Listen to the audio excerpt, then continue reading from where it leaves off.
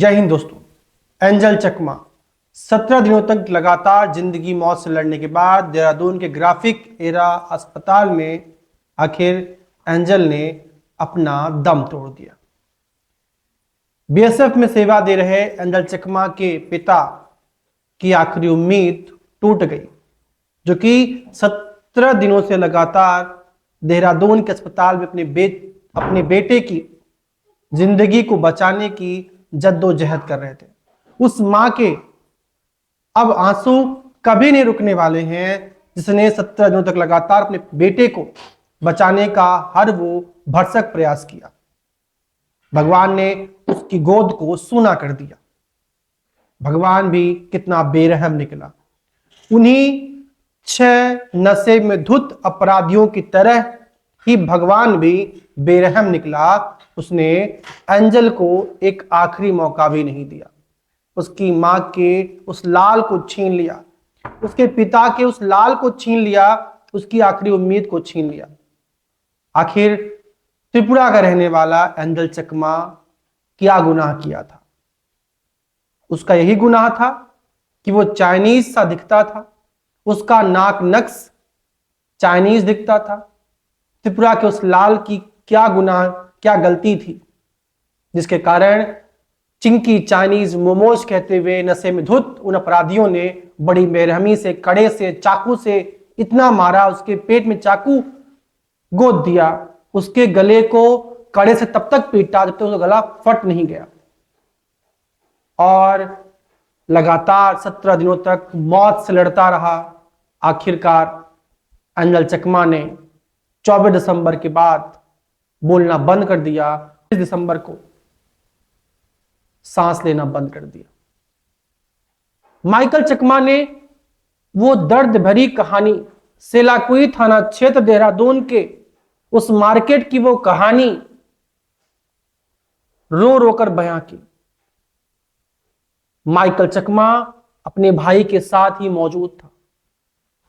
Bike पर सवार आए वो अपराधी नशे में धुत थे। उन्होंने उनको चिंकी चाइनीज मोमो कहा। माइकल ने विरोध किया। उसने कहा मैं भी भारतीय हूं। इतना कहते ही, सुनते ही उन लोगों ने, उन अपराधियों ने बड़ी बेरहमी से उस पर टूट पड़े, माइकल चकमा पर। जब उसका बड़ा भाई एंजल चकमा बीच बचाव में आया तो अपराधी माइकल को छोड़ करके एंजल पर टूट पड़े। वो भेड़िए बड़ी बेरहमी से बदहवास होकर के एंजल चकमा गिर पड़ा जमीन पर और उसे अस्पताल में एडमिट कराया। देहरादून के ग्राफिक एरा हॉस्पिटल में लगातार आईसीयू में कई दिनों तक जिंदगी मौत से जूझने के बाद आखिर पूर्वोत्तर राज्य के त्रिपुरा के रहने वाले एंजल चकमा ने अपना दम तोड़ दिया। उत्तराखंड पुलिस ने साफ तौर पर इस बात से डिनाई किया है कि यहां पर नस्ल भेद की बात थी। यहां पर पुलिस ने माना है कि वो अपराधी नशे में धुत थे और उन्हें मारपीट करते करते बात इस कदर बढ़ गई, जख्म इतने ज्यादा हो गए कि एंजल चकमा का इलाज के दौरान मौत हो गई। लेकिन माइकल चकमा ने स्पष्ट तौर पर बोला है कि उन अपराधियों ने चिंकी चाइनीज मोमोज कहा था। उन्होंने इसी बात पर उनकी लड़ाई हुई और उन्होंने बड़ी बेरहमी से मारा। लेकिन मित्रों, ये सत्य है। इसे डिनाई आप नहीं कर सकते हैं कि पूर्वोत्तर के राज्यों के लोगों की जो बनावट, उसके आधार पर उन्हें हम चाइनीज चिंकी मोमोज कह देते हैं। ये गलत है। उनकी देशभक्ति पर, उनकी निष्ठा पर, देश की निष्ठा पर यह सवाल है। पूर्वोत्तर के राज्यों के साथ इस तरह से सौतेला व्यवहार देश के लिए और समाज के लिए कहीं पर भी न्याय संगत नहीं है। हमारा संविधान देश की सीमा क्षेत्र में रहने वाले हर उस व्यक्ति को उतना ही अधिकार देता है जितना कि दिल्ली में रहने वाले लोगों को देता है, जितना कि उत्तर प्रदेश, मध्य प्रदेश, राजस्थान, हरियाणा, गुजरात के रहने वाले लोगों को जितना सम्मान, जितना अधिकार हमारे संविधान ने दिया है, उतना अधिकार, उतना सम्मान पूर्वोत्तर के राज्यों के लोगों को मिला हुआ है। मैं देश से अपील करना चाहता हूं, माननीय प्रधानमंत्री नरेंद्र मोदी से कहना चाहता हूं कि हमारे पूर्वोत्तर के राज्य के लोगों के साथ जिस तरीके से उनके चेहरे, उनकी बनावट, उनकी नाक नक्श के आधार पर उनसे भेदभाव होते हैं, ऐसा कई बार कहा गया है पूर्वोत्तर के राज्यों के लोगों के साथ।